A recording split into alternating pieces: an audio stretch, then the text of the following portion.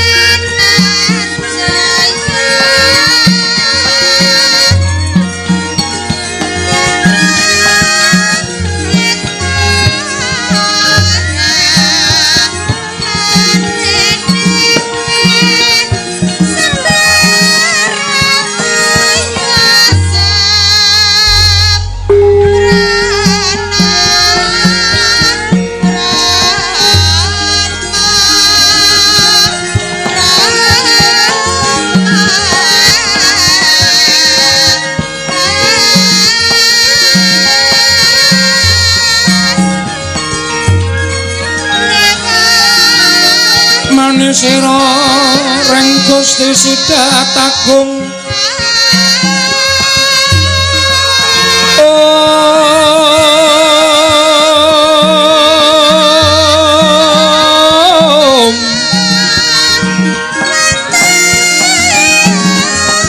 Sidatagong ing armata teka tansah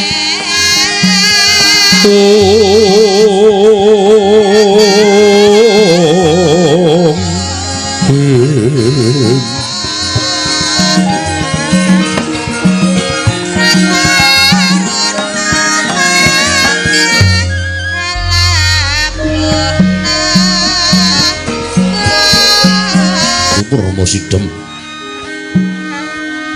kawi kena mastu selat mriwang jagat karana siran tondo kawisisaning bisana sono sinawung lang mula wis temasur tantur lambang Buddha jinantur tutur katelo tulat melap den paradya winursita upama pamneskara karo gitu ing jaman purwa pinanti tameng lalata mangkat ka pasaran ing Gupita tanpun renggeng pralambang matumpa-tumpa marma panggung sang Purwengkata sebebyar dumadining wayang Purwa Purwakaning kandha linarik runtuting basa dongeng kuna kemusu rasa yen narasa ya karaos mulat sarira hangrasa wani pruhing diri rasa rumangsa ngrumangsani lir jalma nilukaca jarwe wis nakup caing carita becik wis gemelar jroning pakliran yaiku sejati hamriksani pagelaran Linggih Purwa Surya Candra Darum yang Kartika pinurba kudrating kawasa sahari ratri hangit dari bawana purwa tekeng duk sina gilir gemanti teman dadi petanganing dina sasi warsi windu kang sarta abad tetukulan kang kartemangkar kaya sirambun kaya jawapating kerembyah dadya padhanging kutu-kutu alang atoga burun wana miyang Brantaya dadya branakan tanpa wicalan padhang trawangan sunari Sang Hyang Rawi ing ngarsa merbawani jagat mungguing jagat wetan duk mungup-mungup mungguing hangrane wukir abang mrengangah lamun kaeksi ayahan dilato bumi saya dangu sumunu Sang Hyang Arka katur sumebelak kanan kering abange smujenar kaperbawan sunari Sang Hyang Basanta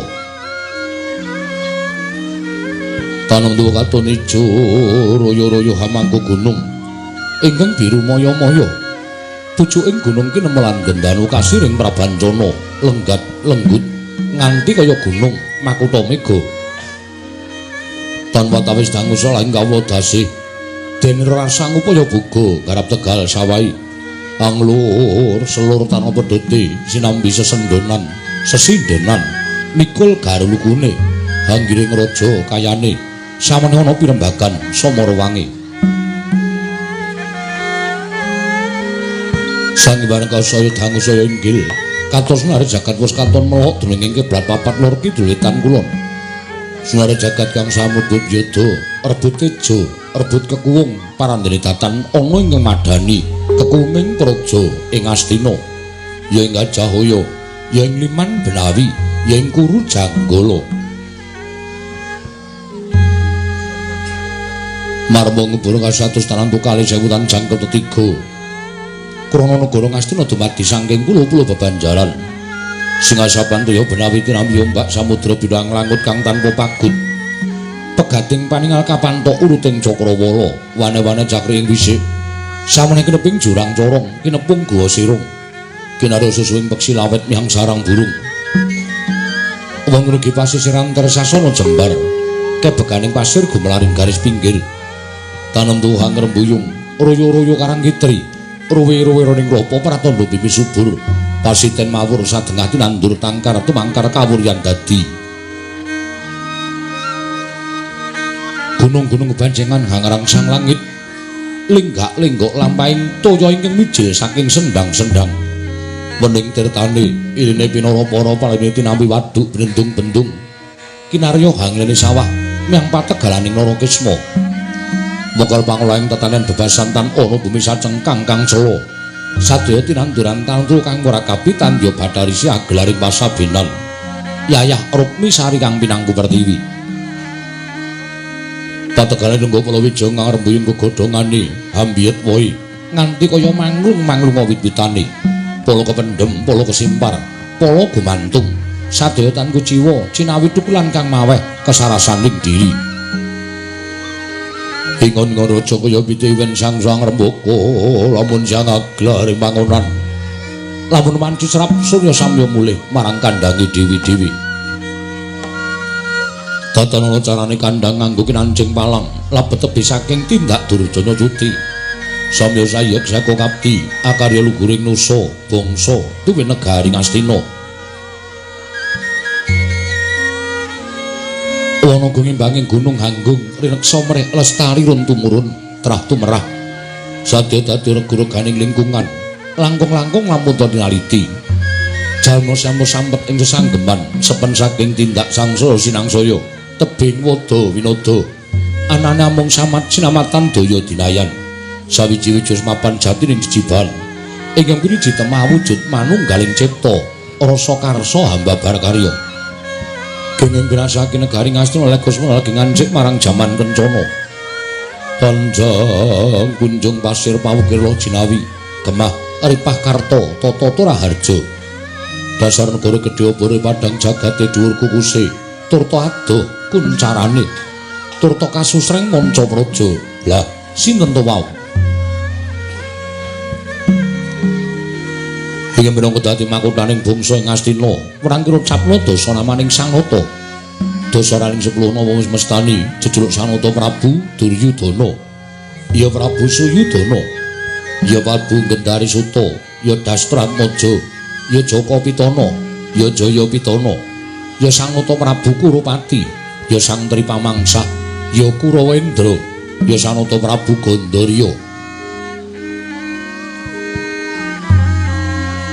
Nata lamun alendra gunung ngaguna tangan ndak gunaning jalma luhur datan mungkulung ki landhapan kasoring sesami yen to gunung bareng jajan luhuring Prabon sadalu mangke terna wedhete pinunggal kang kawicarita risa juga Sang Nata Parangmas tinggil natrata lenggah dampar kang pinalipit ngencana pinathik sesotya weretna lemek babut permadani sinebaran sari kongas Nanda Widara Sadibat Kasturi dinanap sanggaring para byada manggung ketanggung Jaka Paloro ingkang sami ngampil upacaraning keprabon banyak dalang sawunggaling kacowas dipanggo kang samya rukma kinebutan nari manyura kanan kiring kongas daning sanata pindha prayangan blabar dumugi pangoraan tembene kampuni ngasura sifat kamanungsane panjal Sang Hyang Bathara Kuwera diwaning kesugihan nang Ijawantah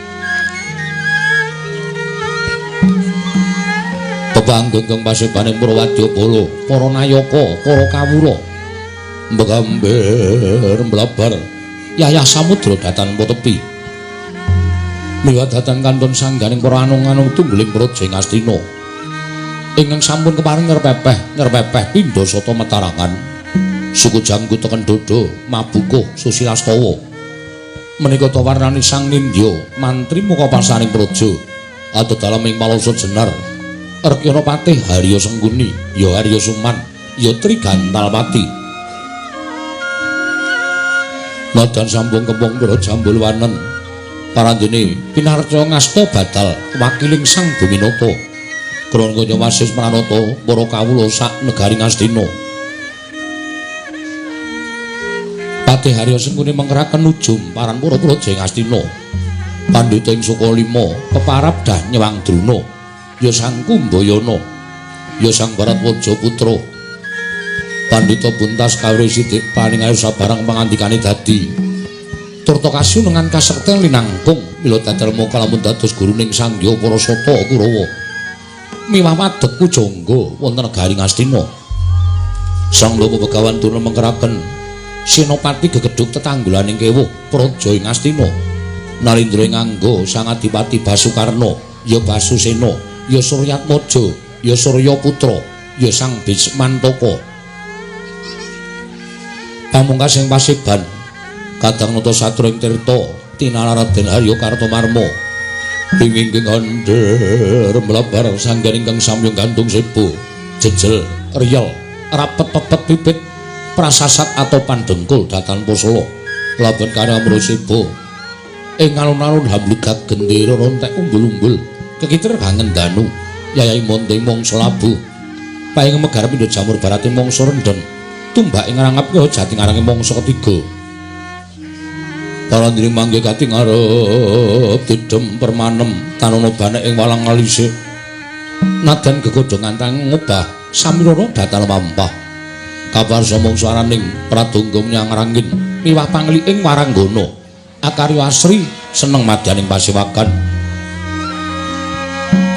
Parandri mangke sanata dereng kepareng amedhar pangandikan. Dadak sakoling mangke. Kawis tinggal swara bendi munya mangumpung.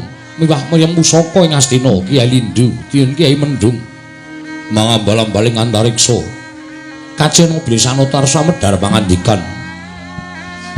bila sigra mrewani pangandikan sanata ing Astina Prabu Duryudana sigra ngangsek ngenya ngabiyantara sangya para ingkang sami gantung seba dadi kumangrujining pangandikan sanata ing Astina ingkang dereng kababaring lisan.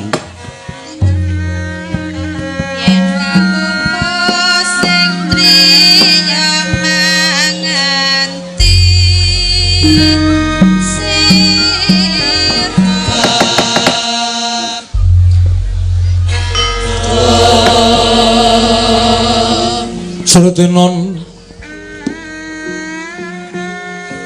ning pasewakan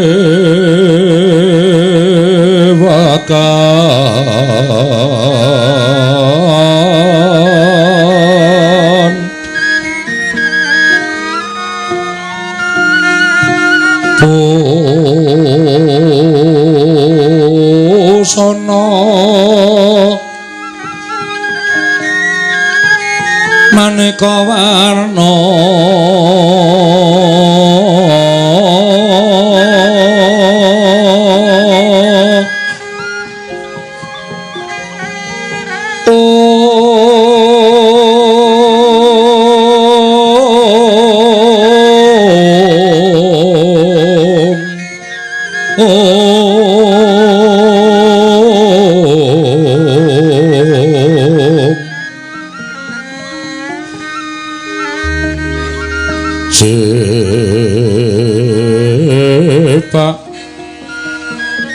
Puspiteng Udana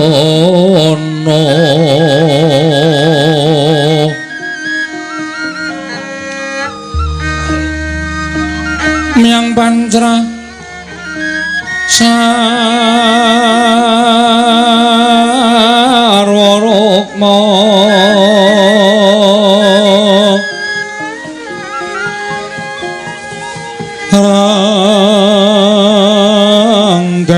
Manik Nara Narawata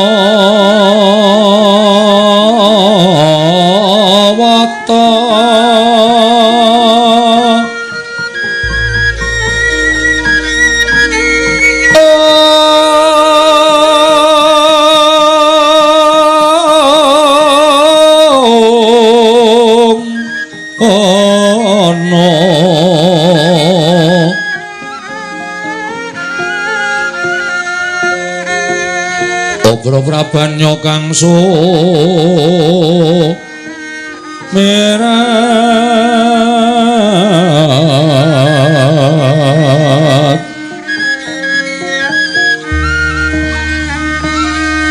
kenyaring tejo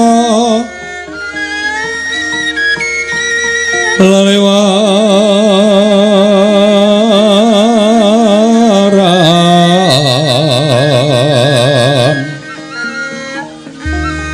lir ki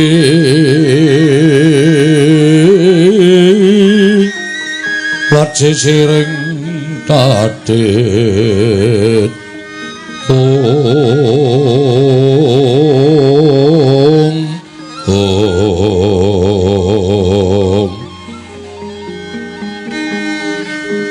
wimbo kekanda mrek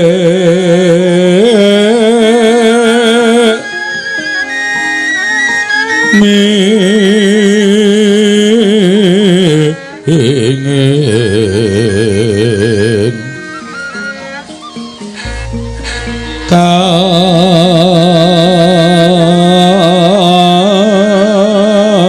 katiuping maruta Maruta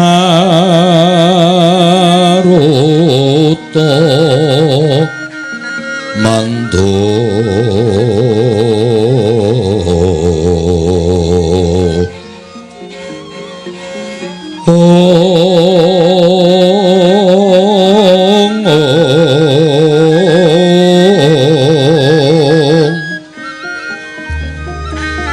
sabaran mangambar ongas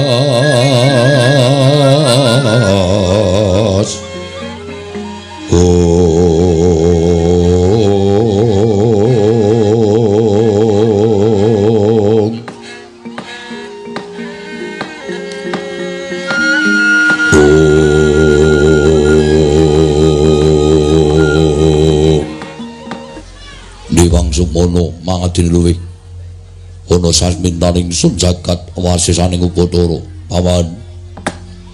paman Plasa Jenar ayo ndadekake gugup pekenira si paman manira pijiwen ngajengan manira paman Patih Plasa Jenar kawula nun nggih anak Prabu sakalangkung gorawalan panambinipun ing ngabdi kepatihan dupi kula tampi timbalanipun Maduka anak Prabu ing Ngastina wonten ing Jawi sanget kewatos sing manah Pindoron Salomba pinanjering alun-alun katemping samirana kumitira caruk maras nanging sareng wonten ngarsa Paduka tebih saking raos kemaras sanggir wanter sabda pangandika Paduka anak Prabu ing Ngastina anak Prabu Duryudana Paman Harya Sengkuni nggih katiparan hanggur si paman ingsun percaya minangka dadi badal wagil ingsun Maranata tata rakiting negari Ngastina paman Patih Plasa Jenar menawi Paduka ndang bab tata rakiting praja sadaya mboten badhe anguciwani para kawula sami sayek saka kapiyakara luhuring nusa bangsa tuwi negari Ngastina medhaipun para abdi prajurit mboten kendhat anginipun sami gegladen ulah kridaning aprang sawanci-wanci praja Paduka katemping paramuka mboten badhe anggepok kunca Paduka anak Prabu ingkang bapa ing kepatihan remuk kasawurna putung sumangga kabandhem nonggir kawula ana nun nggih anak Prabu ndadosaken suka marwata sutara sing manah ora liwat pakaryan ingkang utama tindakna selawase lan kaprayogakna anggen si paman lenggah ngarsaning manira paman Patih Plasa Jenar sampun boten kirang prayogi piswanipun ingkang abdi kepatihan namung dereng lan sak samunipun kepareng kula ngaturaken sembah sumungkaping pangabektinipun ingkang abdi kunjuk sandhapada Paduka anak Prabu ing Ngastina kula tampi karya bombong raos sing manah namung dawah sami-sami paman Plasa Jenar mugi kasekecakno anggen jengandika lenggah kawula nun nggih anak Prabu sampun boten kirang prayogi bombong Rembanduna sarawujeng andika bapa ing Sukalima kula ngaturaken karaharjan rawujeng andika bapa ing Sukalima bapa Rembandurna astaka swalasila bertobat swalu gembol semorante hawela kawula nuwun inggih nggih tansah pinanganing kawidadan niring sambi kula swanipun ing bapa ing Sukalima mangga widada sowan kula durga mendhak kala sirna namung kemareng kula ngaturaken pudi astawanipun ing bapa kunjuk ngersa Paduka anak Prabu Duryudana nggih anak Prabu sesemban kula ing Ngastina bapa Rembanduna nggih kula tampi karya bombong raos sing manah mboten langkung kasekecakno anggen jengandika lenggah bapa Rembanduna oh inggih sampun boten kirang prayogi piswanipun ing bapa ing Sukalima wonten negari Ngastina dinten sak mangke menika nggih menawa wedine Kaka Prabu Karna Basusena Sarawa Paduka mugi kasekecakno anggen jengandika lenggah wonten ing Datlaya negari Ngastina Kakang Prabu Karna Basusena kawula nun inggih Yai sampun boten kirang prayogi piswanipun ingkang raka ing Awangga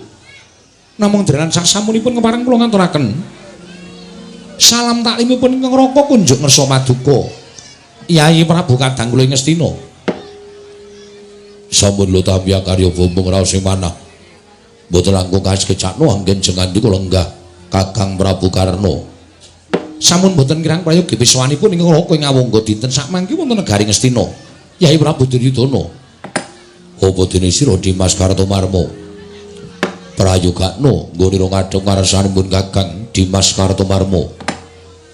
Lho iki diwaji sesembahan kula, pengayoman kula wonten ing Madyapada prapteng delahan.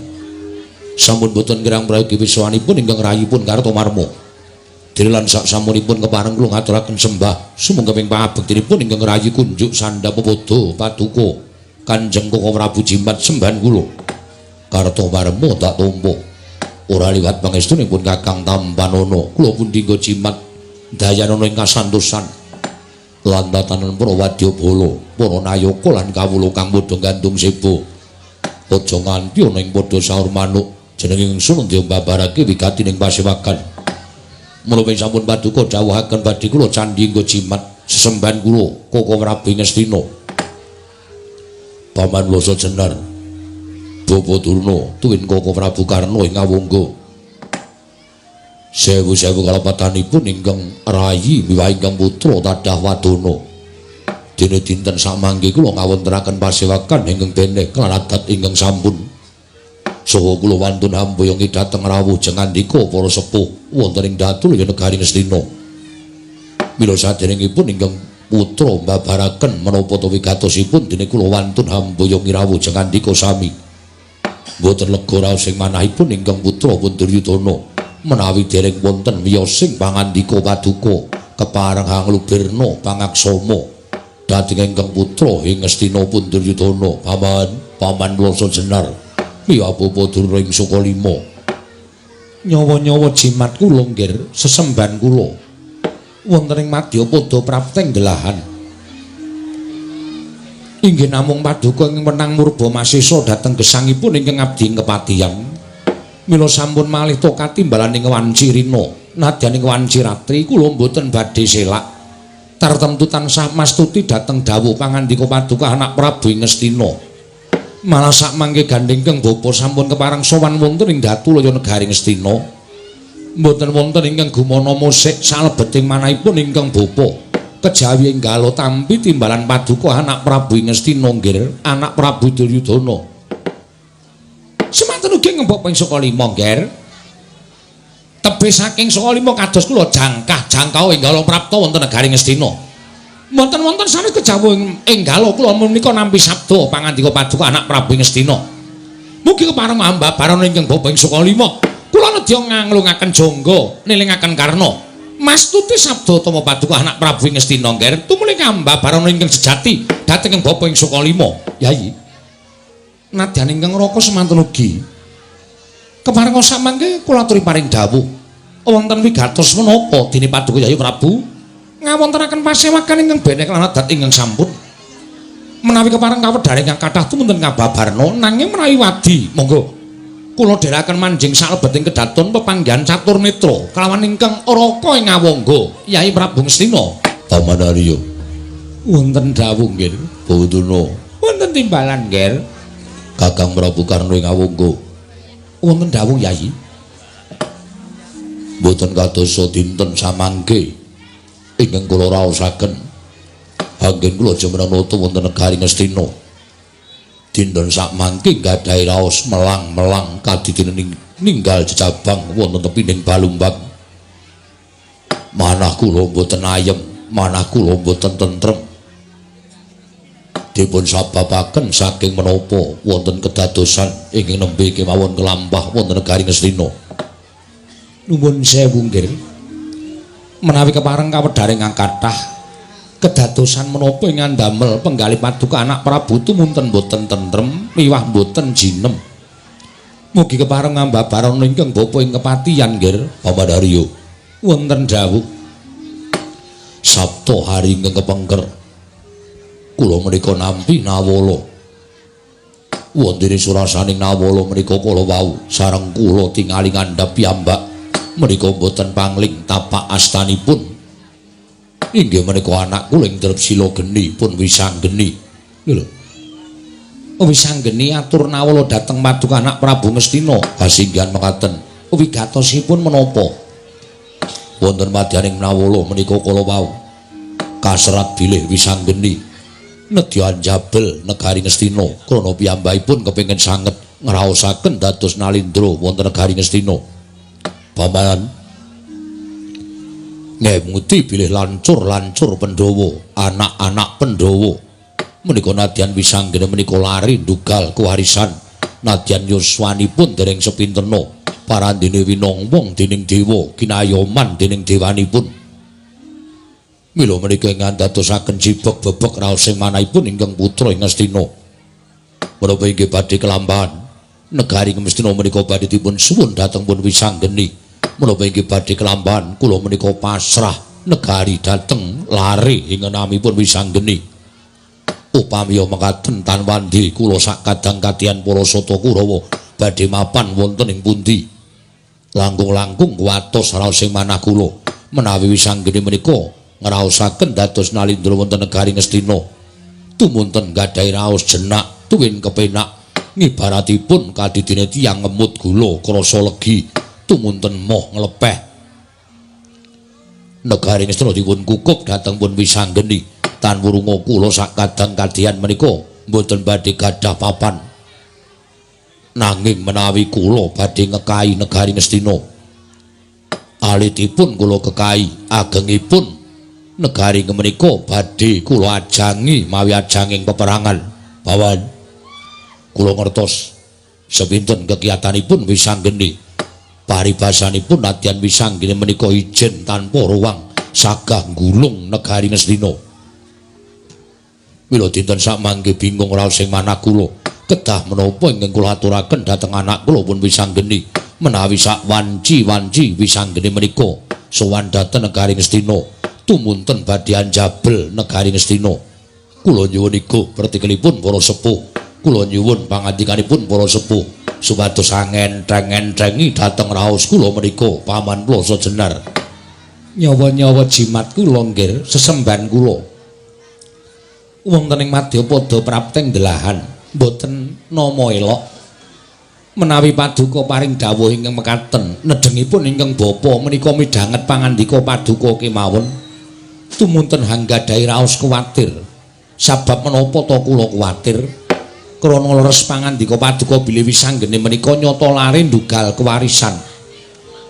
Nyata pancen lancur Pandhawa ingkang nami wisanggene menika sekti kalintang jayaning perang. Ngimut-imut dhateng lampaning sampun kepengker. Nedheng lairipun kemawon wisanggene menika sampun damel daredah wonten ing kayiwangan sangganing para Jawata sami keplajar nungsang puyang ngudel bingung numbuk bentus ajerih kalian pun wisanggeni. Menapa malih wisanggeni menika mangke menawi ngantos kurda nyuwun negari Ngastina. Aduh nggih nyuwun pangapunten. Lajeng sinten ingkang saged ambendung dhateng pengamukipun wisanggeni? Kula kinten tiyang sak negari Ngastina. Menapa malih para sata Kurawa menika mboten wonten ingkang saged lan kuwawi angembari dhateng kekiyatanipun wisanggeni nggih. Menika ingkang kula kuwatosaken. Namung ewa semanten saking iku pertikelipun ingkang bapa ing kepatihan nuwun sewu menawi negari menika tumunten kaparingaken dhateng pun wisanggeni menapa mboten nama paduka menika badhe ngucemaken asma paduka piyambak ing atasipun negari kok dipun suwun ngampil menika mboten wonten jamak limrahipun ing atasipun negari kok dipun nampil tumunten ingkang ngampil menika lenggah dampar nuwun sewu sak jejumlek kula gesang wonten ing Madyapada kula dereng nate merangguli lelampaning kados mekaten menika nggih. Mila menawi saking pamrayoginipun ingkang bapa ing kepatihan negari menika kedah dipun kekahi, negari menika kedah dipun kukui. Sampun ngantos wisanggeni dakah-dakah wantunan judak dhateng kelenggan paduka anak Prabu Ngastina. Menika ing nembe kula penggalih. Namung caranipun kados pundi? Serananipun menapa? Supaya wisanggeni saged nampi lan boten dados daredah madyaning negari Ngastina. Lah menika ingkang badhe radi angel dipun padosi srana-srananipun. Namung ewa semanten kula nyuwun pangapunten. Ingkang sowan wonten ing madyaning pahaman datur negari Ngastina menika boten namung ingkang bapa ing kepatihan piyambak, klebu Kakang Penemban Durna, menika ugi kami tuwaning negari Ngastina. Mbok menawi wonten iga pretikel langkung-langkung wisanggeni menika anakipun Janaka. Janaka menika siswanipun Kakang Durna.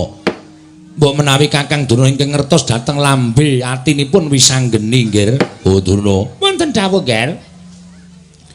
Menggah pamanggihipun Bapa ing Sukalima kados pundi? Negari menika dipun suwun dhateng pun wisanggeni. Menawi cara kula dipun paringaken kemawon, nggih. Dipun paringaken kados pundi? Dipun paringaken ngampil dhateng pun wisanggeni. Menawi kula maringaken ngampil negari menika dhateng pun wisanggeni. Menapa boten nami kucem asmanipun Duryudana? Kula nuwun sewu. Langkung prayogi panjenengan nandhang wirang sekedhap kemawon, nanging badhe anuwak dhateng pinten-pinten korban ing badhe dumados wonten negari Ngastina. Liripun paduka paring dawuh mekaten. Jalaran wisanggeni menika nuwun sewu lho, nggih. Nadyan kula menika klebet tiyang sepuhipun piyambak. Janaka menika anak kula siswa, sampun dados anak kula piyambak. Ateges wisanggeni menika wayah kula. Nanging kula menika eyangipun kemawon boten saged gagapi dhateng kasektenipun wisanggeni. Ngono ya Kakang. Dik Pate. Wisanggeni kuwi wong dugal kewarisan. Wisanggeni kuwi nalika laire wae, nalika semono gawe geger ana ing kayangan. Mula jenenge wisanggeni, wisa geni, wisaning geni. Kawah Candra Dimuka kuwi ora kuwawa ngobong awake wisanggeni. Mula wisanggeni kuwi dadi kekasihing Sang Hyang Asih Prana, tegese kasihing Sang Hyang Bathara Wenang. Ning endi ana wisanggeni, ning kono lenggah Sang Hyang Bathara Wenang. Lah iki sing marai bebayani ana ing kene iki. Iya. Nggih. Nek nganti para Sata Kurawa wantun kan wisanggeni cobi, kula tak nyuwun prisa. Kula tak takon karo sampeyan. Kurawa sapa sing iso menang karo wisanggeni? Mboten wonten sing iso menang karo wisanggeni. Pun to. Mang tandingke siji mbaka siji utawa wisanggeni mangkrubut. Menika mboten ajeng iso kelakon Kurawa menang karo wisanggeni. Luwih-luwih pangandikanipun anak Prabu Duryudana menika ngrembak babakan wisanggeni. Mongko wisanggeni menika biasane ora tau pisah karo kakangne lanang inggih menika Satriya Ngrandu Gumbala pun si Antasena. Mergo anak-anak Pandhawa niku wis dijojokke dhewe-dhewe Dik Pate. Yen Abimanyu niku rakete karo Gatotkaca, yen Antarja niku rakete karo Irawan, yen Antasena niku rakete karo Wisanggeni. Lah niki mengke nek nganti Wisanggeni ngajak kakangne ya niku si Antasena. Nuwun sewu, Nger. Kula kaliyan panjenengan kedah kesah saking negari Ngastina, negari menika dipun paringaken ngampil dhateng pun Wisanggeni. Ngono ya Kakang, kuwi nek arep slamet ngono kuwi. Nek arep Kurawa do pating penjoto sirahe ya njajal mungsuh karo Wisanggeni. Nek Kurawarda padha lara awake, biru erem raine njajal. Ning apa ya Wisanggeni kuwi ora iso dikalahke. Lho, kok sik Dipate, saben wong kuwi duwe keringkian. Ning yen to goleki keringkiane Wisanggeni kuwi ora ana, ora iso. Ora ana, ora iso. Mergo Wisanggeni kejaba pinter, tur bocahe ya pancen sekti kalintang jayaning perang. Tur bocahe ya pancen lantip panggraitane, batine ya iso mawas marang sapa wae. Mula angel digoleki keringkiane Wisanggeni kuwi angel. Wisanggeni sing digdaya kaya ngono karo dimungsuh karo Sata Kurawa. Nuwun sewu lho, kula mboten ngembe kalih Kurawa mboten. Kula mboten ngilani kalih Kurawa mboten. Ning nyatane pun dumadi teng pundi papan. Pun sampeyan saniki mang takon karo para kawula cilik sing kulino ndelok wayang. Tahu ana apa? Perang Wisanggeni karo Kurawa, menang Kurawa? Mboten wonten. Mesti rapayu dalange. Yakin niki kula mboten. Mboten omong gara. Mergo wis nyalai kodrat. Lah saniki malah kula ajeng takon karo sampeyan. Mang takon apa? Kula malah gumun. Kurawa niku rak wong tuane Wisanggeni. Pancen pernahe wong tuane Wisanggeni. Kok nganti Kurawa kalah karo Wisanggeni niku nek cara kula rak kleru gurune to. Lho mangke riyen aja ngawu gawar ngawur. Kok terus sampeyan nglerokke gurune, mongko gurune Kurawa niku kula. Tegese sampeyan nglerokke kula. Kula mboten nyebutno jeneng. Ora nyebut jeneng niku nek sampeyan ngunekke gurune Kurawa niku padha karo ngunekke kula. Ning kula mboten ngunekke asma sampeyan. Lah saniki nek sampeyan krasa kok iso kaya ngono para Sata Kurawa kok ora duwe kadigdayan sing luwih kaya anak-anak Pandhawa. Niku sing kula mboten rada narimakake ati kula. Ing atase Kurawa niku luwih tuwa kok nganti kalah karo Wisanggeni. Mangke riyen. Sing jeneng wong nyacat wong ki penak wae Dipate. Ning nek wong kang ngilo karo gitoke dhewe ki ora bakal iso kelakon. Nek omong nganggo waton aja waton omong. Nggih. Kula niki jejering guru, wis madhep minangka guru sing becik. Bisa digugu lan ditiru, aja jarwa dosoke guru kok wagu tur saru. Nggih. Kula mulang para Sata Kurawa niku ya wis apik-apik kabeh tenan. Ning ya nuwun sewu sing jeneng kawruh ngelmu niku wujude kaya banyu bening. Ngelmu niku wujude kaya banyu bening. Banyu niku nek disokke teng wadah sing resik ya bakal iso migunani tumraping urip sing nampa banyu kala wau.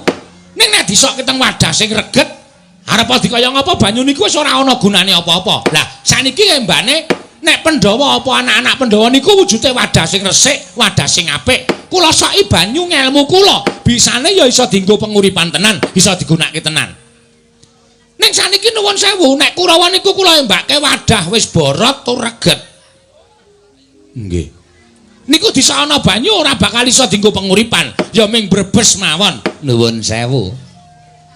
Ngerti nek Kurawa niku wujude wadah sing borot, kok sampeyan mboten nambal wadah niku. Kula niku pendhita tukang tambal ban. Ngoten?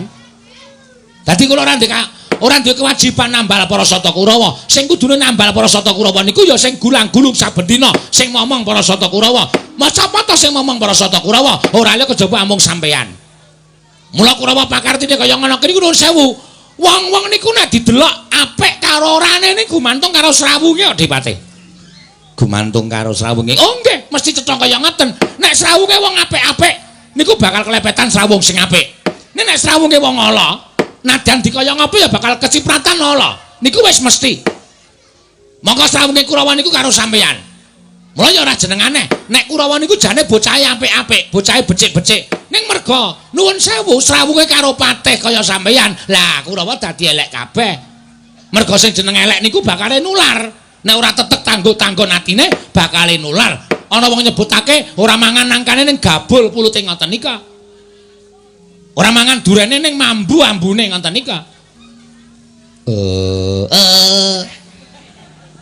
Ngoten to Kakang. Lho nggih. Ning saniki Pandhawa, Pandhawa niku wong tuwajuh, wong tekun, wong seneng gatekke karo piwulanging guru. Mula ora aneh, ngelmu kula sing kula paringi para Pandhawa niku migunani banget tumraping para Pandhawa. Ning mboten wonten siji ya ngelmu sing migunani tumraping para Sata Kurawa. Nggih niku wau kula mbake kaya dene wadah sing reget karo wadah sing apik. Contone Pandhawa sesuk-esuk kowe tak nehi ngelmu pengasihan. Teka ning pamulangan saka 5 jam 7. Pandhawa niku 5 cacahe setengah 7 wis do sedeku teng ngarep kula. Meneng mawon, kula ngelmu, kulane japa mantra ya dicakke tenan. Ngelmu pengasihan iki kudu tok lakoni kowe tapa 40 dina 40 bengi. Monggo Pandhawa ya nglakoni tenan. Pandhawa ya tapa 40 dina 40 bengi. Mula ngelmune ya kelakon tenan. Enten tembang pocong nika ngelmu iku kelakone kanthi laku, lekase lawan kas tegese kas nyantosani setya budya pangekese durhankara. Ora ana ngelmu sing tanpa laku. Ngaten nggih Kakang Durna. Nggih. Saniki kula tak takon, Kurawa niku padha manut kalih kula? Kurawa sok dina Kemis do mlebu ning Saka 5. Tak wenehi ilmu atos sing balung wleting kulit tinatah mendat jero menter. Do muni nggih sendika ana niki sendika Bawadana ana niki sendika. Jam 8 takon tekan Saka 5 nganti setengah 9 tak anteni mboten wonten sing jedul siji-siji ya. Barang kula goleki malah teng mburi sekolahan. Do celiwik ora. Napa pantes kaya ngoten niku? Sing mlebu ming Durmagati, kalih Citraksa, kalih Citraksi, kalih Durgempa. Niku wae nggawa kertu ora. Sekolah kok nggawa kertu niku ajeng do napa? Nggih Kakang Durna. Lho niku lho Dipate. Kaya ngoten niku ampun nyalake kalih kula. Ning kula aturi nintingi karo gesange Kurawa dhewe, ngoten. Nek ming nyalake wong liya gampang wae wong ming paitan cangkem. Ngoten? Nggih. Ora paitan pikiran, sampean ora ngrasake rekasane guru mulang karo murid, sampean ora ngrasake Begawan Durna lek ketayalan menehi murid, ngenehi ngelmu karo murid-muride. Nek mung wong luputke wae penak wae. Boduna. Wonten dawuh cekap. Sampun ngantos ngandar-andar ngendukur pangandikanipun. Perkawis menika mboten ngrembak perkawis anggen paduka mucal dareng para Sata Kurawa. Lho, kula menika namung matur menapa wontenipun lho, Nggih. Manah kula menika saged menawi dipun paido menika manah kula saged. Menawi dipun kias kula dipun kilani sawijining guru ingkang mboten saged dipun gugulan ditiru menika manah kula menika nuwun sewu kumrangsang nggih. Nggih, nanging cekap semanten Koko Prabu Karna. Wonten dawuh Yai. Koko Prabu aturi paring dawuh. Kula kedah kados pundi supados sak mangke menawi sanggeni sowan kula kudu matur menapa lan kula kudu paring pangandikan menapa kaliyan anak kula wis sanggeni. Yai, kula nuwun sewu. Panjenengan menika ingkang dadi Srana Narendra wonten negari Ngastina. panjenengan menika makutaning bangsa Ngastina tiyang nomor setunggal ingkang nyekel nyepeng kendho kencenging pernatan amis baji ning kahanan negaring Ngastina menika wonten pundhaking Nalindra. Katentremaning para kawula menika mugi wonten pundhaking Nalindra. Tuwin sedaya ingkang lumampah wonten praja Ngastina menika klebet dados panguwaosipun Maduka Yayi Prabu Duryudana.